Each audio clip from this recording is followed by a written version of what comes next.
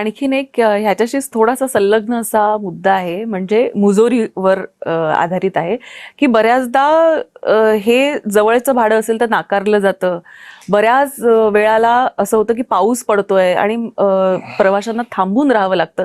तर मला असं वाटतं आता इतके वर्ग घेताय तर आता वर्तणुकी संदर्भातले सुद्धा एखाद वर्ग घेतलेत तर म्हणजे मला वाटतं मुंबईकर फार सुखावतील. आणि मी तुम्हाला सांगतो, मराठी बरोबर हे वर्ग फार महत्वाचे, ह्याची सुद्धा मला कल्पना आहे, ह्याची सुद्धा मला जाणीव आहे.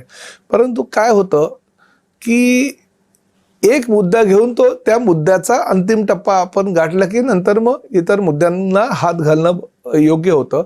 नाहीतर मूळ मुद्दा बाजूला राहतो आणि अनेक मुद्दे निघतात.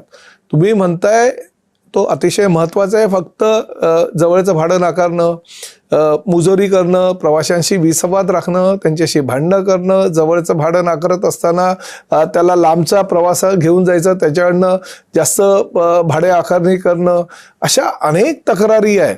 त्या तक्रारीमध्ये कायद्यामध्ये तरतुदीनुसार कारवाई केली जाईल हे तर 100% त्यात तर काही कुठलाही वाद नाही. परंतु सध्या हा जो मुद्दा आपला आहे तो मुद्दा घेऊन पुढे चालूया आणि त्यामध्ये जे तुम्ही म्हणताय त्यामध्ये सुद्धा 100% RTOचे अधिकारी भविष्यामध्ये कारवाई ही करणारच. तुम्ही तक्रार करा, कारवाई ही अटळ आहे.